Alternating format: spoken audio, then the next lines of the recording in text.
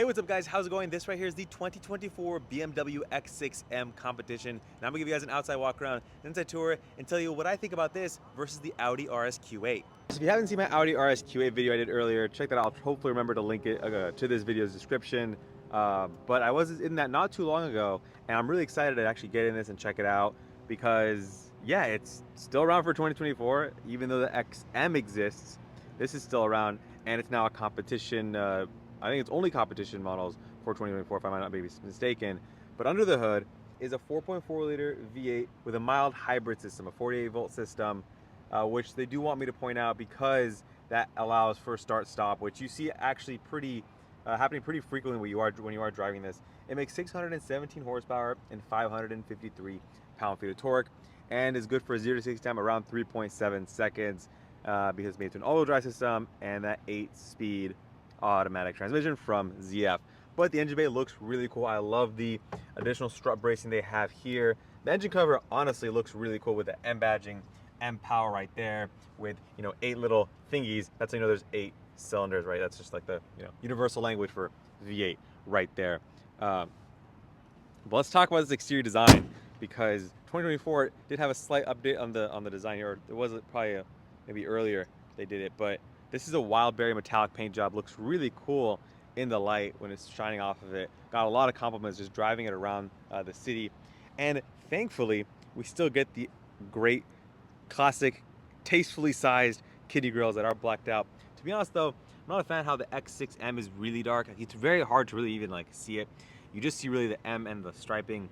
So that is one thing I guess I wish I could see a little more clear, especially on camera. It's hard for you guys to see it. But down here you have your radar sensors for adaptive cruise control and things like that, as well as active shutters and vents to feed in air to cool down your brakes, cool down engine components and things like that. You also have functional vents along the side. They're just pretty. I mean, you do get some integration for your parking sensors, but they're really large openings here. And then you do have your LED headlights, which look really cool. You get those 2 angled daytime running lights, which are also sequential turn signals, which look really cool. And then coming around the side here, you get paint matched over fenders right there. A really nice wheel package with some Michelin Pilot Sport 4S tires. These ones measure 295/35 R21 in the back, and we'll see the rear to see if they are staggered. But you do get high performance and brakes. On the RSQ8, it had carbon ceramics. You, I believe, can get carbon ceramics on this. So if you do want that, it is available. Going on the side here, you get this X6M, badging. This is not functional. It doesn't seem to be functional, and honestly looks kind of tacky in my opinion. From far away, I guess it works, but up close, it's really, I don't know. I'm not a big fan of it, but it's some styling and it gives it some depth if you are into that. You get blacked out mirror caps here, obviously blacked out window surrounds, standard tinted rear glass, and that swept roof line that the X6 and the X6 really pioneered. Going to the rear here, the you get smaller brakes. Obviously, they're drilled, and they're 315/30 R22. So hold up, is my 21-inch wheels in the back and 22? Sorry, so you get 21-inch wheels in the front and 22s in the back. That's different than the Audi RSQ. You get staggered wheel setup, which is interesting. So yeah, wow. It actually fits the proportion of this vehicle very nicely. I couldn't even notice that until I looked at the wheel package, or the tire package, excuse me.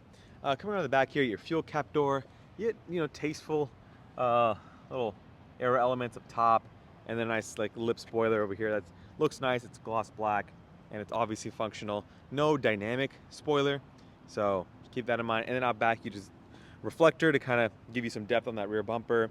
X6M competition right there, really nice and bold branding right there. Taillights, actually I like the look of the taillights a lot. And then down here, you get your quad tip exhaust, and then your gloss black rear diffuser, which I think is more design focused than it is actually performance focused, because it doesn't go too far down. Let's open up the trunk space here real quick. Power lift gate. You do have a pretty high load height, so keep that in mind. And then there is a privacy cover, which I'll honestly probably remove if I am keeping this vehicle for myself, because it really limits your storage space. I have grocery bags to show you practicality, right? I'm also gonna go grocery shopping after this, but One thing that's interesting is underneath here, if you lift this up, it struts. So I'll crush my grocery bag, but show you that there is a spare tire, and this is on a gas strut, which is pretty cool. It lifts up like that, and RIP my grocery bags. Yeah, you have a 12-volt over here, and then you cannot fold the seats from back here. You have to go to the individual seats to fold them flat. But let's go into the first row. Let's go into the front row first before we get into that. So I'm gonna close this here. Going inside, the first thing I want to talk about are these seats. One, they look amazing. Two, they are very comfortable and very supportive with these adjustable bolsters. They're heated, ventilated, and thanks to this button right here, they are massaging. The headrest pokes out pretty far. I mean, when you rest your head, you notice it's pretty stiff, but it looks cool.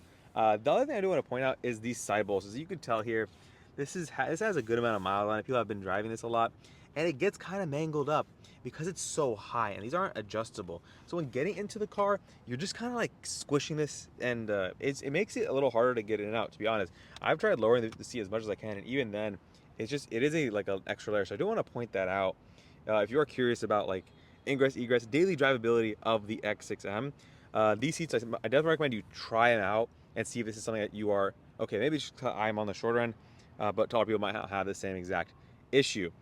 Going down here, you have X6M competition on the door sill. Your nice BMW performance-oriented, aluminum gas brake and dead pedal, which look great. You get nice leather piping on the floor mats, and then the door panel, real quick. I don't want to bore you guys with this. Memory seat positions, massaging seats, nice, diamond stitching, carbon fiber speakers that actually have ambient lighting integrated into it, which look really cool at night. But let's hop inside here and show you, as I step over that side bolster and get reminded by it. Let's show you the inside here real quick. Starting with this steering wheel here, I love the M steering wheels. They do a great job. You get all the nice, very nice stitching. The you can program these M buttons right here. The carbon fiber paddle shifters, those are really nice with the red backing and the grips here. That's always really cool. I mean, I don't really have much to complain about with the steering wheel. It is really nice. And then you get the new curved display system, which it takes some getting used to, honestly. This is a new interface, and the biggest gripe I have with it is climate system, how there's like all these different menus for, it just takes some getting used to. You don't have quick toggles for like a heated steering wheel. You have to go in here, turn it on or off, things like that. So that's just, it has a lot of features, a lot of capability. You do have your gesture controls, so you do all that stuff with the volume up, volume down, and it's really responsive. I've actually used it when I've wanted to raise the volume, because after you actually like build that muscle memory and it is responsive enough, it becomes useful. So you get your vents here, which are very sleek. You don't really see much moving, but just this toggle here, open, close with a quarter turn. Then you have your carbon fiber center console, which looks great. Under here is a wireless charger and your heated and cooled cup holders with these buttons right here. A USB-A port, which I'm always concerned with a cup holder being next to it. If you spill a drink, you can get liquid into your USB port. So I wish the place is a little bit different as far as positioning goes. Then you have your all your controls down here with your gear selector that has all your different positions for reverse, neutral, drive, sport, and then P for park. You can adjust how aggressive your shifts are. You have traction control off, your parking sensors, auto off, you can disable that. Engine start, M mode, set up all your different settings here for each of your different M pre-programmed M modes, which is really cool. You can customize that, and that's always great. I like that BMW gives it all that versatility. Going to the M modes here, road, sport, and track, those are your M modes for this button right here. Then you have auto hold, which is nice. Your sport exhaust, you can turn that on and off. Parking brake, hill descent, if you're ever considering off-roading, X6M, iDrive controls, and yeah, a lot of stuff here. Very nice, very ergonomic. iDrive's been a great system that they've improved a lot over the years. You do get a split open center console, which has a good amount of space over here. So yeah, and one button to open both doors, which is nice. Look at the dash though. This ambient lighting with the M looks really cool. Carbon fiber and the leather. It's a really, really tastefully designed dashboard over here, going up top to the Bowers and Wilkins sound system that is also matching the ambient light. You can kind of start to see it peak right there. I'll zoom in for you guys. You can see it, which is really cool. I do also point out these bolsters on the seats. They look cool.